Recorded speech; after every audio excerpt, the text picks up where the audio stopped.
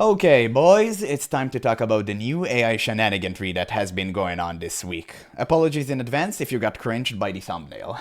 This week has been a crazy decade. Oh Google my- quietly crushed every True. OpenAI model on the market with the release of Gemini 2.5 Pro. Meanwhile, DeepSeek, Tencent, and Qwen all released banger Chinese models, but nobody's talking about it. Instead, I wonder why. every eyeball in the tech world right now is hypnotized by OpenAI's brand new GPT-4o image That's generator, crazy. which has transformed the internet into a Ghibli anime cartoon. That is crazy how accurate. If you know how the original memes looks like, you'd realize this is like 1-to-1 ratio. That is insane.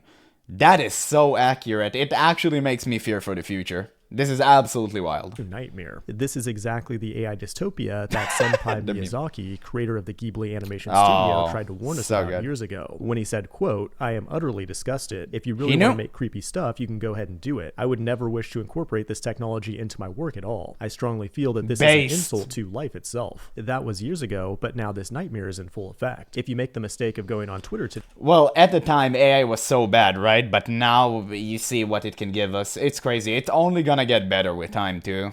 you'll find that all your favorite memes have been ruined by GPT-4o. In today's video, we'll take a closer look at OpenAI's latest toy, along with a few other awesome tools that just put us one step closer to the singularity. It is March 28, my. 2025, and It's you're happening. watching the Code Report. When I read in the newspaper that GPT-4o added an image generator, my expectations were extremely low, especially after the disappointments of Sora and GPT 4.5. However, OpenAI just went out and totally redeemed itself by shipping some actual fire. This tool has allowed me to throw graphic design software like Canva in the garbage, because now I can create infographics and marketing material with near perfect text rendering. It even Yep. produced an almost good comic strip for me. I was highly surprised by how accurate the text was. It was actually grabbing me by surprise because I had a few like photos I used which had background signs and stuff like that, and it actually copied them perfectly. I was so shocked. I did not believe that. That was insane. That was next level. And it can even handle transparency layers, unlike most other image generators. Really? Everybody's talking about its Whoa. ability to transform images into specific art styles. That's pretty cool, but the significant thing here is that it gives us the ability to Look at all these memes. Oh my god, this is so render- accurate. our AI girlfriends in ways that were previously impossible by maintaining we're character advancing. continuity. Like now I can upgrade her with new poses, new outfits, or even add her to photos of those lonely family dinners. That's impressive. Oh man, who says the future isn't bright, huh? Who's saying that? But how does it work? This is closed AI we're talking about, so there's no paper or code to look at, but apparently they use an auto-regressive approach instead of diffusion. A diffusion algorithm in models like Stable Diffusion and Midjourney generate an entire image all at once, but GPT-4 Yeah. takes a different approach, generating the image pixel by pixel from left to right, top to bottom. It almost doesn't Really? even look artificial, but it actually contains a controversial watermark provided by the Coalition for Content Provenance and Authenticity. In fact, if you take this image and upload it to the C2PA tool, you can see it was generated by OpenAI, along with a history of any modifications to it. Camera manufacturers and software developers I heard that the watermark is essentially not to make sure that the program doesn't learn off itself.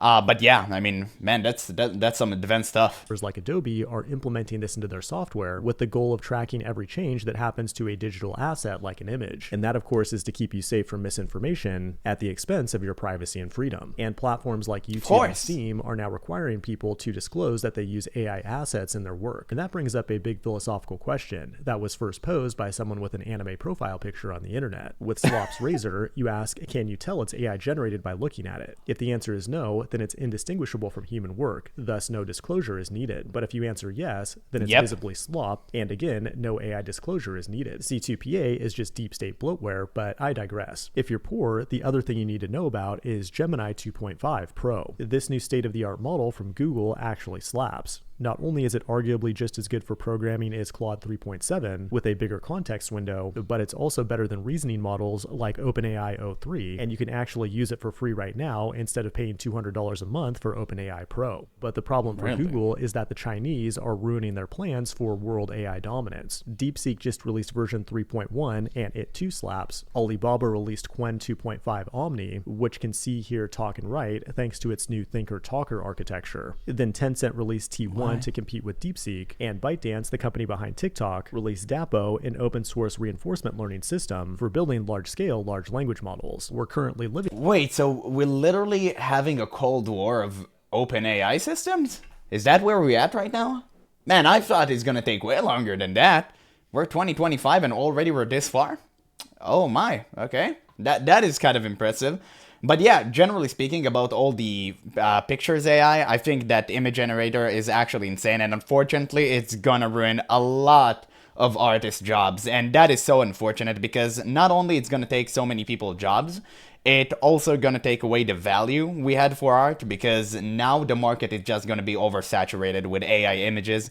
And yeah, I mean, they're so easy to generate now. I mean, they're gonna reach a point where they're super easy to generate, and then we kinda lost the uniqueness of art, which is very unfortunate. In a vibe coder's paradise, where anyone can pick up an open source Chinese model and generate more code than they could ever possibly need. And that means real programmers are going to have a lot of code to fix and refactor. And so you need an AI to fix the code that the AI made? Whatever.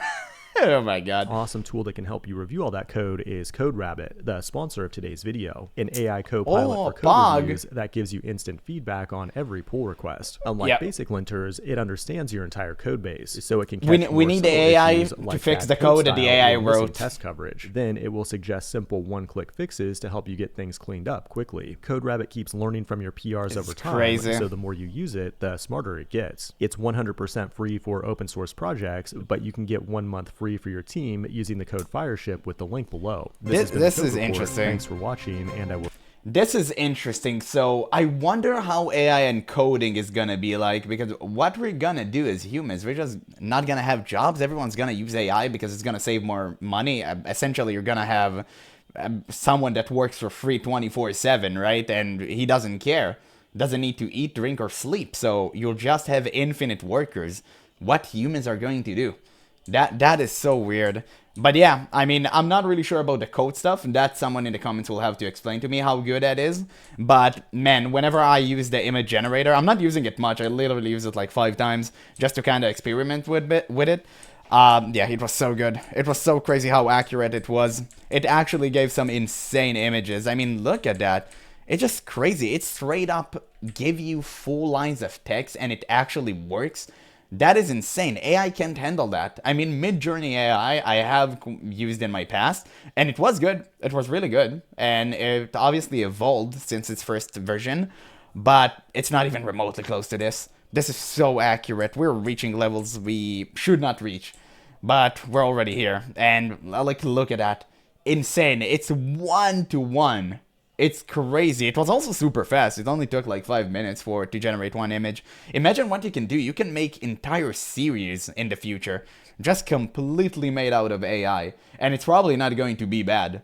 I mean, yeah, it's also a huge progression for humanity, but it's also such a huge setback. It's so unfortunate to just read about it. But I guess it is what it is. You can't stop progression, right? Ah, man. Victor was right. Victor was right. Victor from Arcane, by the way, or League of Legends, but yeah. Well, this was a very interesting video. I'm gonna leave a link in the description for you guys to watch as well. Make sure to let me know what you think in the comments below, because this subject has truly piqued my interest in the past week. And yeah, I kind of want to hear what you guys think about it as well. So yeah, make sure to check out the link in the description below. Give this guy a like. This video is really great. But that's all for now. So once again, thank you guys so much for watching, and I'll catch you in the next one.